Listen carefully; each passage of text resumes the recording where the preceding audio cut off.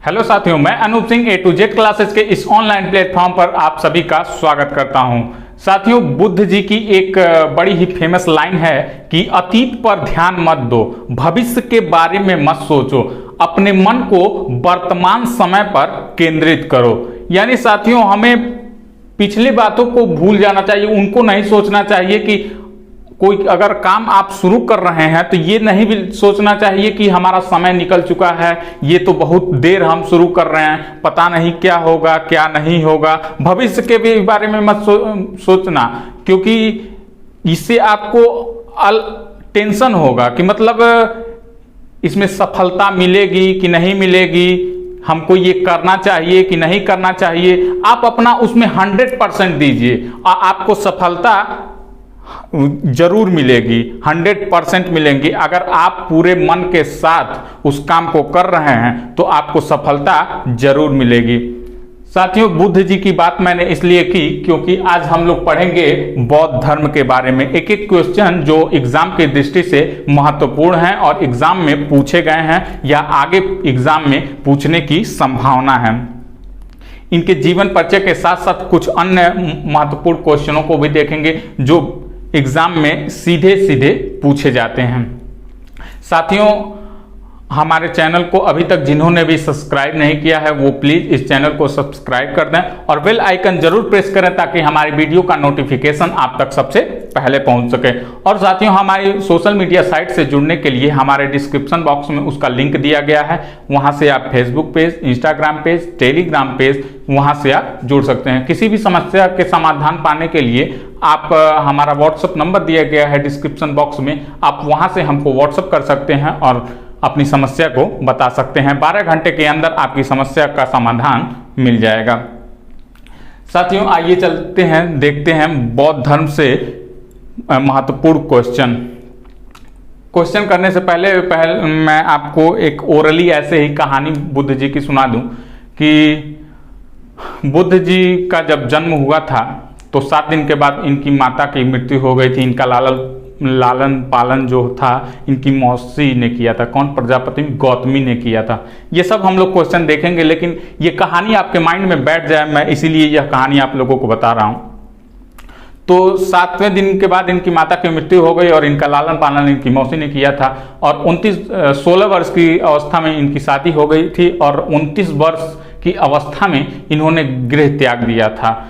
6 वर्ष की कठिन तपस्या के बाद 35 वर्ष की अवस्था में इनको ज्ञान प्राप्ति हुई और तभी इनका नाम बुद्ध पड़ा। आइए एक एक क्वेश्चनों को देख लेते हैं बौद्ध धर्म से संबंधित। ठीक, बौद्ध धर्म के संस्थापक किसको कहा गया है?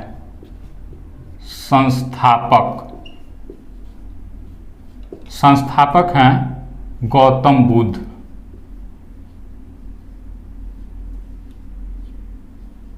गौतम बुद्ध, ठीक है।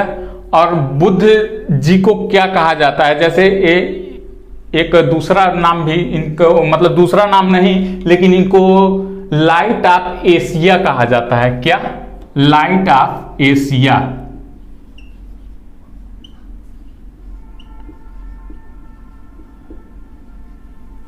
एशिया का ज्योति पुंज, इसका हिंदी हुआ एशिया का ज्योति पुंज। एशिया का ज्योति पुंज, ये एग्जाम में पूछा हुआ है इसलिए ये महत्वपूर्ण है। अब आइए देख लेते हैं इनका जन्म कब हुआ था। अलग अलग किताबों में अलग अलग डेट मिलता है, लेकिन हम लोग एनसीईआरटी और लूसेंट के थ्रू पढ़ेंगे जो एनसीईआरटी में दिया गया है और जो एग्जाम में सही माना जाता है। तो इनका जन्म 563 ईसा पूर्व कपिलवस्तु लुम्बिनी में हुआ था। कब हुआ था? तो देखिएगा, जन्म 563 ईसा पूर्व, कहां पे? कपिलवस्तु लुम्बिनी में हुआ था।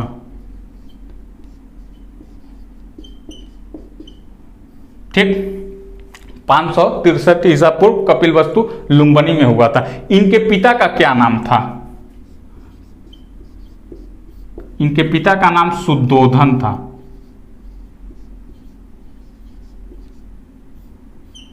पिता का नाम शुद्धोदन था। इनकी माता का नाम क्या था? माता का नाम आप तो केवल कमेंट करके ये बताइए इनकी पत्नी का क्या नाम था?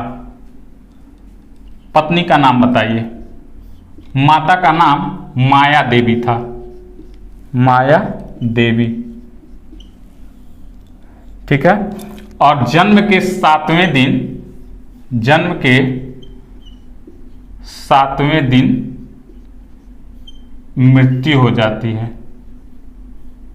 ठीक, माया देवी की बुद्ध जी के जन्म के 7वें दिन मृत्यु हो जाती है। इनका लालन पालन किसने किया था? तो मौसी, इनकी मौसी जो थी प्रजापति गौतमी, क्या नाम था उनका? प्रजापति। एग्जाम में पूछा जाता है प्रजापति कि इनका लालन पालन कौन किया था? तो प्रजापति गौतमी इनकी मौसी थी। और यही इनके बचपन का क्या नाम था? इनके बचपन का नाम, बचपन का नाम सिद्धार्थ था, सिद्धार्थ। और इनकी पत्नी का नाम, इनकी पत्नी का नाम यशोधरा था, पत्नी यशोधरा।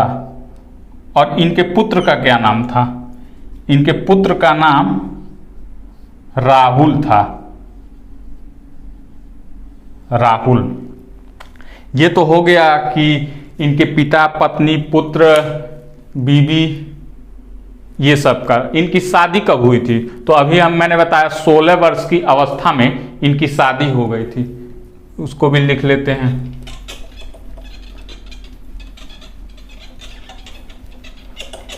16 वर्ष की अवस्था में इनकी शादी हो गई थी।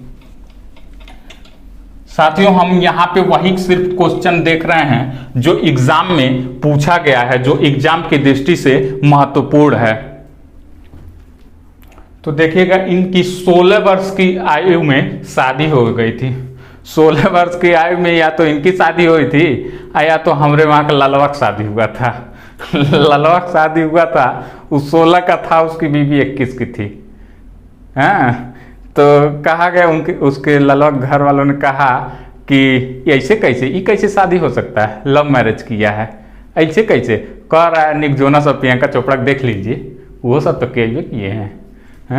3 साल हो गया, 2 लड़के हैं उसके ललवा के। तो आइएगा देखिएगा, इनका विवाह 16 वर्ष की अवस्था में, 16 वर्ष में किससे हुआ था? यशोधरा से। इनके पुत्र का नाम राहुल था। और 29 वर्ष की अवस्था में इन्होंने गृह त्याग दिया। और गृह त्याग की घटना क्या कहलाया? कमेंट करके आप बताइए। गृह त्याग, गृह त्याग कब? 29 वर्ष। इस घटना को क्या कहते हैं? महाभिनिष्क्रमण, महाभिनिष्क्रमण,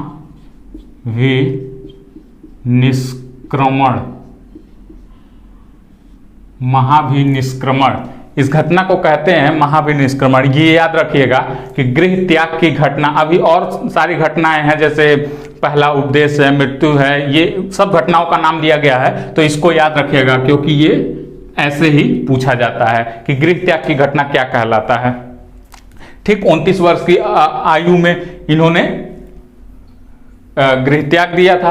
और 6 वर्ष की कठिन तपस्या के बाद 35 वर्ष की आयु में, 6 वर्ष की कठिन तपस्या इन्होंने किया और 35 वर्ष की आयु में इनको ज्ञान प्राप्ति हुई। कब ज्ञान प्राप्ति कब हुआ था? 35 वर्ष। और किस वृक्ष के नीचे इनको ज्ञान की प्राप्ति हुई थी?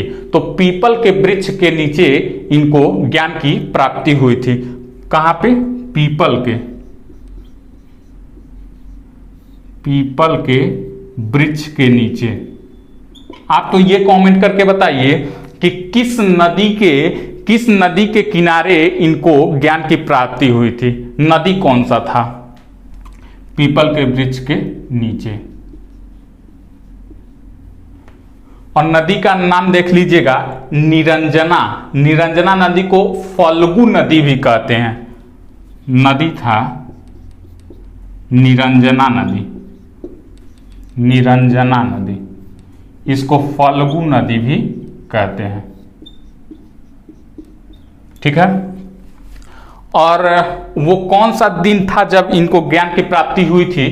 तो उस दिन वैशाख पूर्णिमा का दिन था।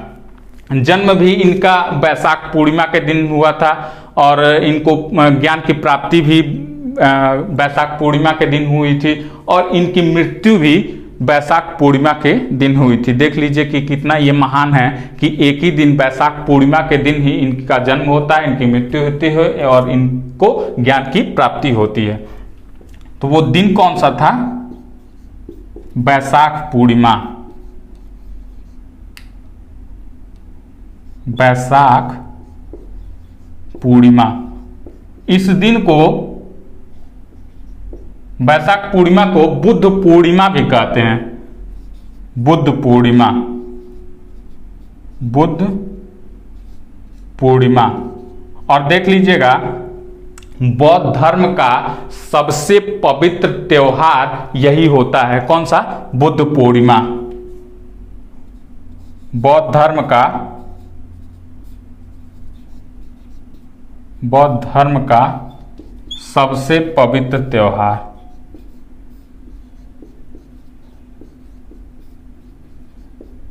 सबसे पवित्र त्योहार क्या होता है? तो बुद्ध पूर्णिमा।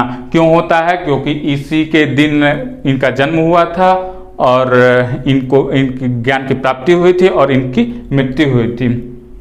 अब कुछ और क्वेश्चनों को देख लेते हैं। जैसे कि इन्होंने पहला उपदेश कहाँ दिया था, सर्वाधिक उपदेश कहाँ दिया था, ये सब क्वेश्चन पूछा जाता है एग्जाम में।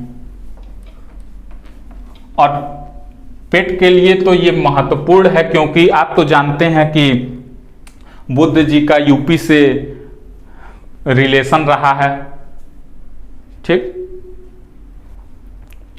तो इसीलिए इनका मतलब कि एग्जाम में, यूपी के एग्जामों में भर भर के क्वेश्चन बौद्ध धर्म से पूछा जाता है। तो पहला उपदेश देख लीजिएगा। आप तो ये कमेंट करके बताइए कि सर्वाधिक उपदेश कहाँ दिया था? प्रथम उपदेश, प्रथम उपदेश, प्रथम उपदेश इन्होंने कहा दिया था? सारनाथ, ऋषिपत्तनम। सारनाथ, इसको क्या कहते हैं? ऋषिपत्तनम। ऋषिपत्तनम में इन्होंने पहला उपदेश दिया था। और ये पहला उपदेश क्या कहलाया था? तो धर्म चक्र प्रवर्तन, ये कहलाया था धर्म चक्र प्रवर्तन। धर्म चक्र प्रवर्तन। दो नामों को हम लोग पढ़ चुके हैं। एक गृह त्याग की घटना क्या कहलाया? महाभिनिष्क्रमण। और एक पहला उपदेश क्या कहलाया? धर्म चक्र प्रवर्तन। और भी आगे हम लोग पढ़ेंगे। और सर्वाधिक उपदेश कहाँ दिया था? सर्वाधिक उपदेश, सर्वाधिक उपदेश देखिएगा ये श्रावस्ती में दिया था। कहां पे? श्रावस्ती में। श्रावस्ती। ठीक है। और बुद्ध जी के मतलब पूर्व जन्मों का उल्लेख जातक कथाओं में मिलता है। इनके पूर्व जन्मों का उल्लेख जातक कथाओं में मिलता है। और ये धर्म अनिश्वरवादी है, मतलब कि पुनर्जन्म में विश्वास रखता है। ठीक है। तो इनके पूर्व जन्मों का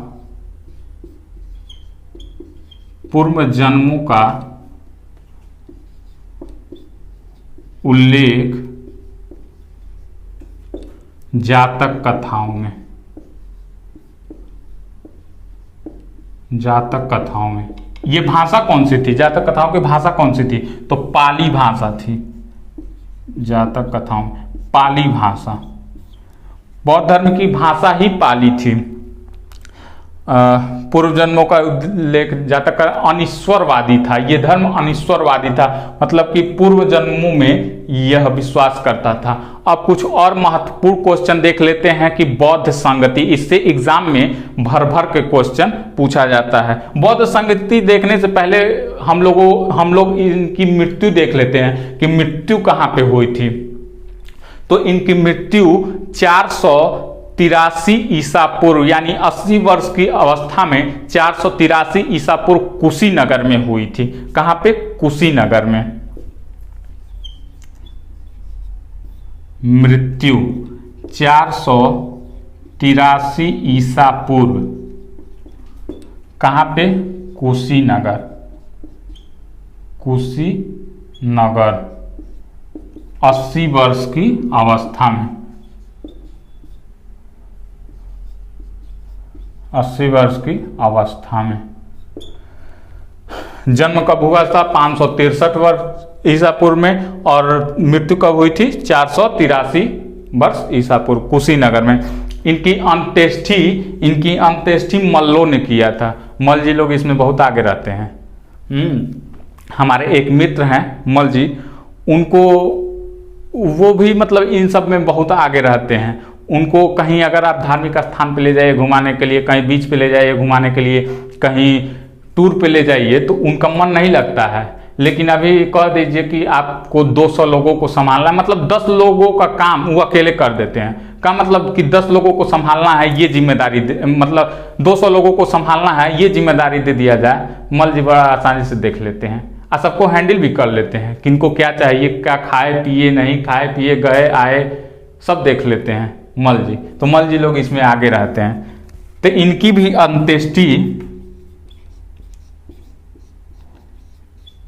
अंत्येष्टि मल्लों ने किया था। मल्लों ने किया। ठीक है, अब हम बौद्ध संगति के बारे में देख लेते हैं। 4 बौद्ध संगति जो महत्वपूर्ण है, जो एग्जाम में पूछा जाता है। कब हुआ था, कहाँ हुआ था, इसके अध्यक्ष कौन थे, उस समय शासक कौन था, बहुत ही इंपॉर्टेंट है। तो आइए चलिए देखते हैं बौद्ध संगति के बारे में। यहाँ प्रथम द्वितीय, आप ये चार्ट याद रखिएगा। प्रथम द्वितीय तृतीय चतुर्थ, हम चार्ट बना रहे हैं, इसको आप याद रखिएगा। इसी से सब कुछ क्लियर हो जाएगा। समय, स्थान, अध्यक्ष और शासक।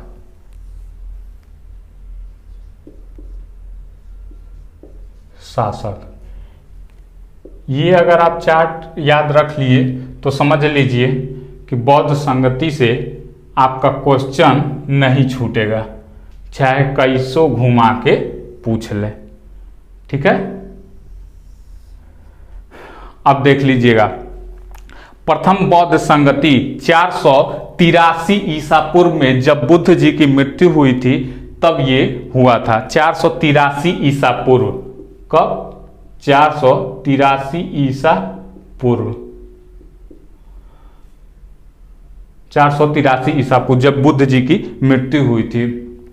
और पहला बौद्ध संगति कहाँ हुआ था? तो राजगृह में हुआ था। कहाँ हुआ था? राजगृह। ये ऐसे चार्ट याद रखिएगा। और उस समय अध्यक्ष कौन था? महाकश्यप। कौन अध्यक्ष था इसका?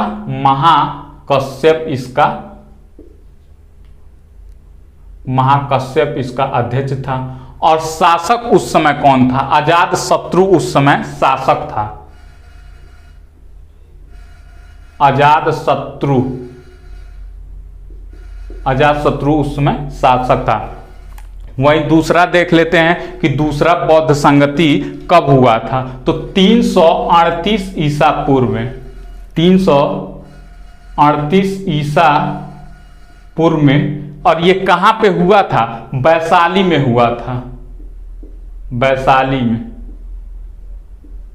वैशाली। ठीक। और इसके अध्यक्ष कौन थे? तो साबाकामी इसके अध्यक्ष थे। साबकमीर भी कहीं कहीं मिलता है, तो देख लीजिएगा।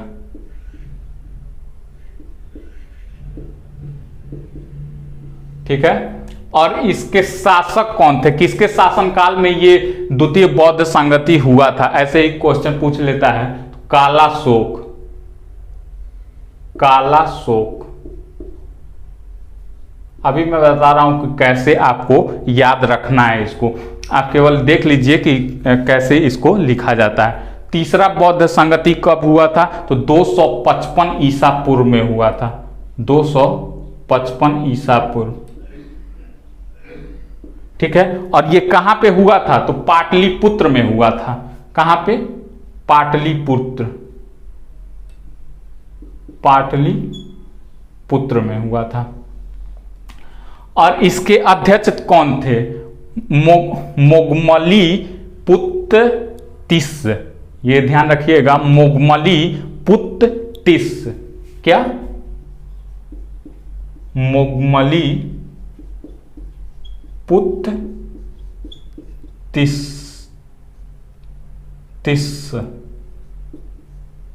मोगमली पुत्र तिस, ये इसके अध्यक्ष थे। और शासक कौन था? तो कालाशोक अशोक, अशोक इसके शासक थे। अब चौथा और लास्ट अंतिम, जो बहुत ही महत्वपूर्ण है। क्यों महत्वपूर्ण है? बता रहे हैं क्यों महत्वपूर्ण है। ये कब हुआ था? तो ईसा पूर्व की पहली शताब्दी में हुआ था। ईसा पूर्व नहीं, ईसा की पहली शताब्दी, पहली शताब्दी में हुआ था। और ये कहां हुआ था? तो कुंडलवन कश्मीर में हुआ था। कुंडलवन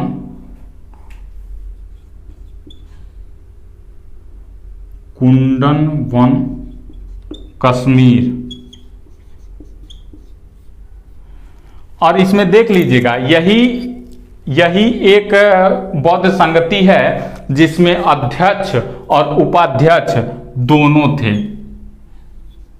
अध्यक्ष और उपाध्यक्ष दोनों थे, इसीलिए यह इंपॉर्टेंट है। इसके अध्यक्ष कौन थे? वसुमित्र इसके अध्यक्ष थे।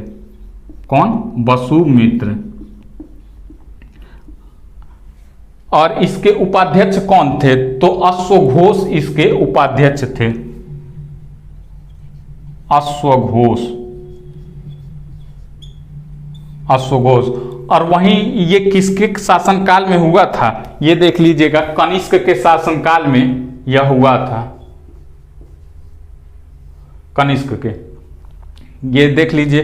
ये चार्ट अगर आपको याद है तो बौद्ध संगति से आपको एक भी क्वेश्चन नहीं छूटेगा। ठीक है, ध्यान रखिएगा। ये चार्ट बहुत ही इंपॉर्टेंट है, चाहे कैसो घुमा के पूछ ले। कब हुआ था, किसके शासनकाल में हुआ था, कौन अध्यक्ष था, कौन उपाध्यक्ष था, कहां पे हुआ था, कोई भी क्वेश्चन पूछे आप लोग नहीं भूलेंगे। ऐसे सीधे सीधे याद रखिएगा। 483, 338, 255 ईसा की पहली शताब्दी में हुआ था। राजगीर, वैशाली, पाटलिपुत्र, कुंडलवन, कश्मीर। राजगीर, वैशाली, पाटलिपुत्र, कुंडलवन, कश्मीर। शासक देख लीजिएगा, अजातशत्रु, कालाशोक, अशोक, कनिष्क। अजातशत्रु, कालाशोक, अशोक, कनिष्क। अजातशत्रु, कालाशोक, अशोक, कनिष्क। फिर ये अध्यक्ष देख लीजिएगा, महाकश्यप, सातकमीर और मोगमलीपुत्र तिस। यही नाम लिया नहीं जा रहा, फंस जा रहा मुंह में। और इसके चौथा है वसुमित्र, इसके अध्यक्ष थे, और अश्वघोष इसके उपाध्यक्ष थे। ये ध्यान रखिएगा साथियों। और आई होप ये क्लास आप लोगों को पसंद आया होगा। अगर पसंद आया है तो वीडियो को लाइक कीजिए, शेयर कीजिए, और अभी तक जिन्होंने भी इस चैनल को सब्सक्राइब नहीं किया है वो इस चैनल को सब्सक्राइब कर दें, और बेल आइकन जरूर प्रेस करें ताकि हमारी वीडियो का नोटिफिकेशन आप तक सबसे पहले पहुंच सके। साथियों कल मिलेंगे नए टॉपिक के साथ, तब तक के लिए धन्यवाद।